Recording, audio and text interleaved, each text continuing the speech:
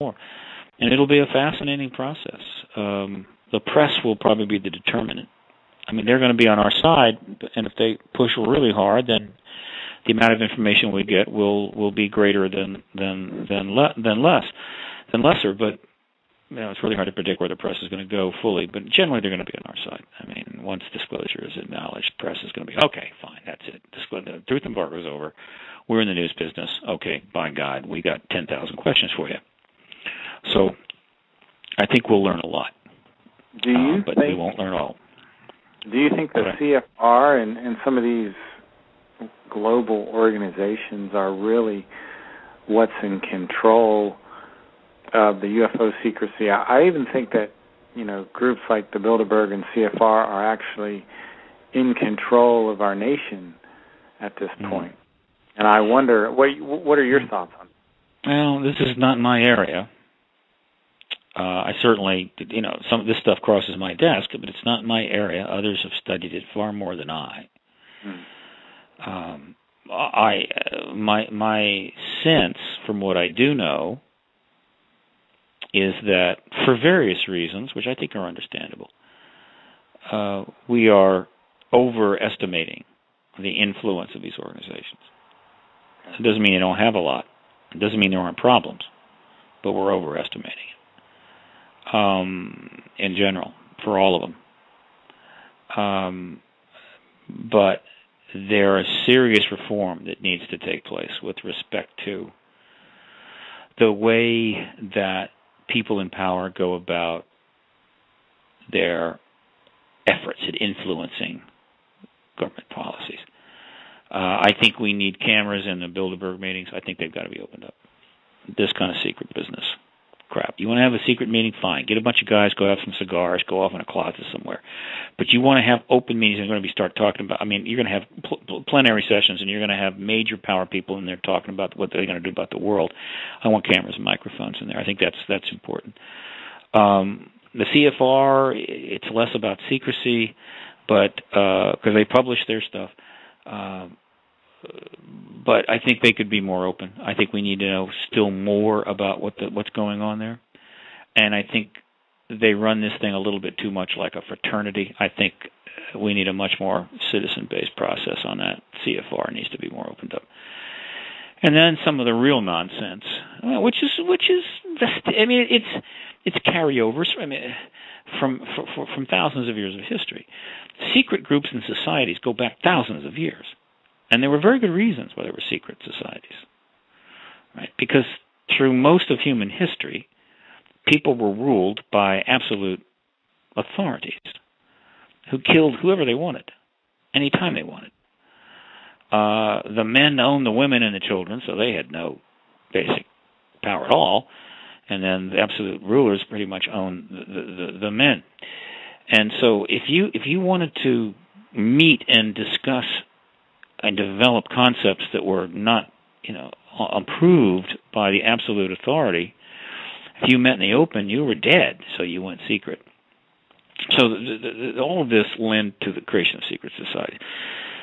The problem is that we've moved into another paradigm. We're in another place now, and they no longer now. They might have been an asset 2,000 years ago. Now they're a liability. And they're becoming ridiculous. So in a post-disclosure world, I would not be surprised to see the Skull and Bones whole thing disbanded, the whole damn thing disbanded, if not certainly minimum kicked off the Yale campus. In the Bohemian Grove thing, I think under peer pressure that'll be shut down. That whole thing will go away because it's ridiculous. It makes them look like idiots. So, there has been rebellions over the centuries about high secrecy societies.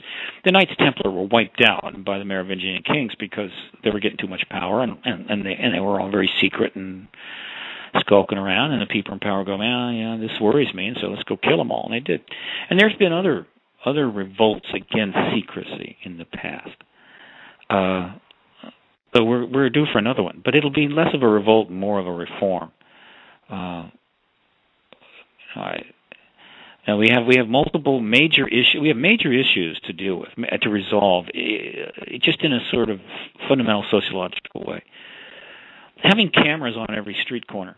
This is not secrecy. It's the opposite of secrecy, isn't it? It's surveillance. Mm-hmm. Right? How much of that do we want to put up with? And then secrecy. How much secrecy do we want to put up with?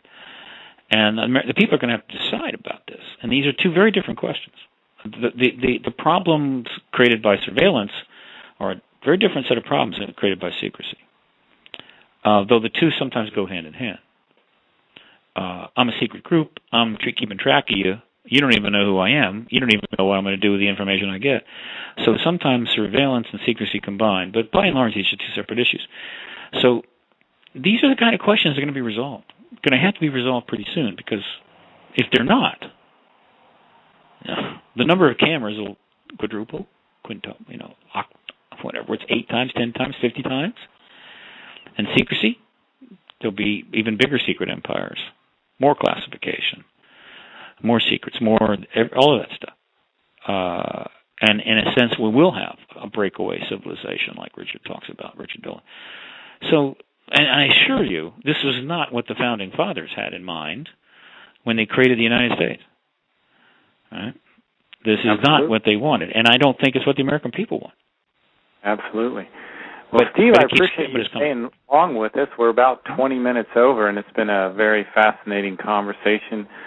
This is Ohio Exopolitics. We've been speaking with Steve Bassett from ParadigmResearchGroup.org, and he's got a new petition about disclosure. Steve, is there any closing thoughts you'd like to leave with the audience tonight? Go to worlddisclosureday.org and endorse it and spread that link. Get ready to learn about the link. You're going to be seeing it all over the place very soon, to the disclosure petition at the whitehouse.gov website. We need you to sign up, but believe me, the signatures you might put on either one of those is wonderful, but if you spread the link on Facebook and Twitter and on your website, you could get 100 people to sign up. Leverage, multiply, go viral, right?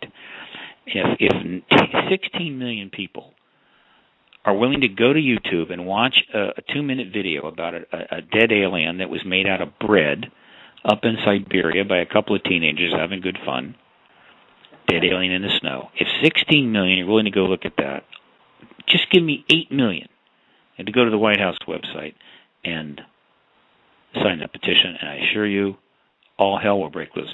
And then, by the way, all you YouTube people out there, feel free to start creating some cool little videos about the disclosure petition, something neat, and start loading them up, particularly once the URL is there, and then stick the URL in the info part. And we can use YouTube videos to also spread the word by and large. And I do not underestimate the creativity of the masses that participate in YouTube. Believe me, they are very good. So it's all there. Let's see what happens. So fun and games coming up. Something to take our mind off what was going to be probably one of the most ridiculous elections in American history. We'll need some diversion, and this petition could be just a ticket. Well, that sounds great, Steve. Thanks for coming on the show again. Have a good evening, sir. My pleasure.